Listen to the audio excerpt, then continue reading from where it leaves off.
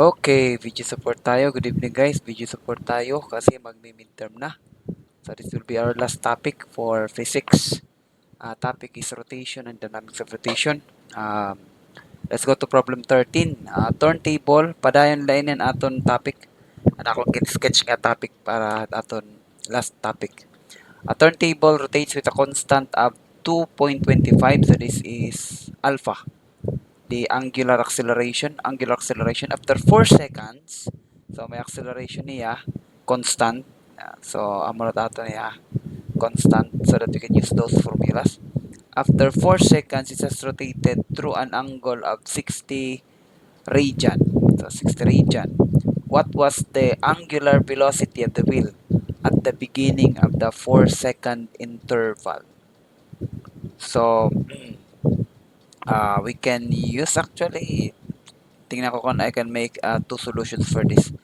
If I use your mathematics, we know that alpha z, which is constant, is equal to d omega all over dt. Diba?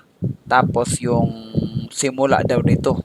See, so what it means, you have to define, kailangan meron kang W. Meron ba tayo? Meron tayong theta. So, meron tayong theta. So, basically, kulang to. Kasi W to. Maybe we can substitute d theta all over dt, which is equal to omega. But, we know na kailangan natin to at kailangan nating hanapin yung omega. Okay? So, I think mahirap siya sa... anyway, unahin ko na muna kasi nai-imagine ko na yung solution sa algebra lang eh. Kasi parang yung second equation to ng kinematics. So, let's review. Sa rotational naman, parang ganito siya.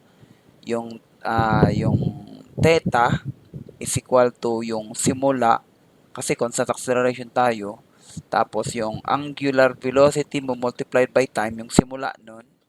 Tapos plus 1 half a alpha to. Yung acceleration mo 80 squared. So galing dito ito yung hinahanap. Ito yung hinahanap. Okay? Ito yung hinahanap. Tapos kung magsimula siya sa walang angle muna, so basically walang angle, we can rule this out as 0. Tapos yung time mo binigay naman na 4 seconds. Yung angular acceleration naman is binigay na 2.25. Ayun na. Diretso. This would be a 2.25 radian per second squared. And then, we can compute this W. So, maybe we can derive WOT is equal to theta theta minus 1 half alpha t squared. So basically, to compute this one, i-divide mo na lang siya ng t.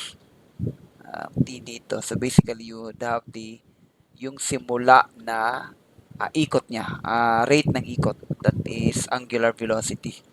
So that would be theta minus 1 half alpha t squared all over t. And then substitution, ano yung ilan yung naikot niya sa rate na to? 60 radians.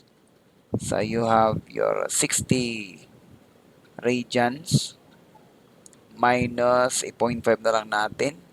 0.5 tapos meron tayong 2.25 radians per second squared and then meron tayong 4 squared second squared. Cancel ito.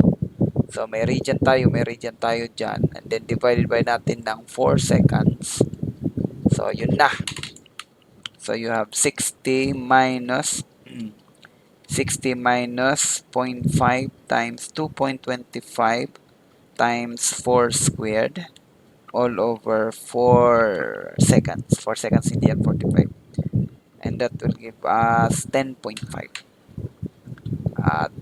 10.5 radian per second. Yun yung simula ng rate ng ikot niya. So, alternate solution tayo. Anyway, mas madali talaga itong isa. Tingnan nyo na lang. Sana natututo lang kayo. Kung gawin natin yung integral dito, or differential integral, so meron tayong alpha and then, ito. Kakabila yung dt at saka yung dw. Tapos mag-integrate tayo dito from omega 0 to omega.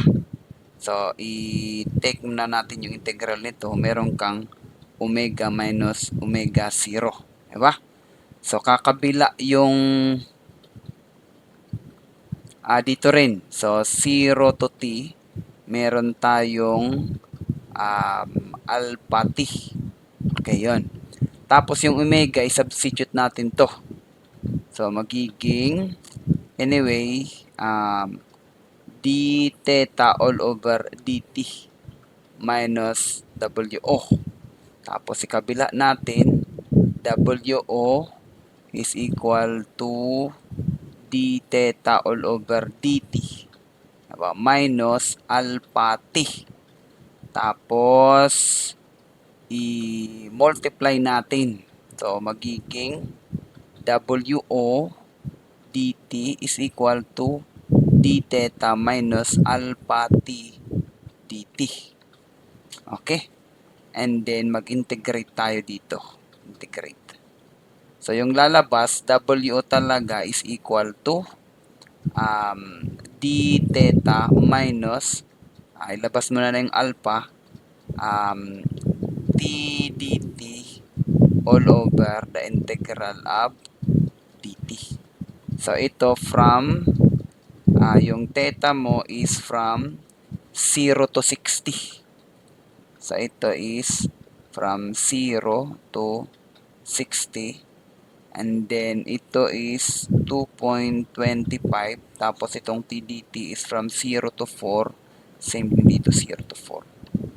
So, yun. Pwede mo nang idiretso sa calculator yan. Diba? Okay. Pwede. Diba, may fraction tayo, diba? So, integral of 1 dx tapos 0 to 60. Tapos, minus, diretso lang, 2.25 tapos integral ng alpha x dx. Diba, diretso. Tapos, 0 to 4. Diba? Ganun na siya. Tapos, sa baba, integral naman. Integral of 1 dt. 0 to 4. So, ganun siya totally, guys. So, pag equal ko, confident na si sir kasi na-answeran niya yung algebra eh. So, that is 21 all over 2.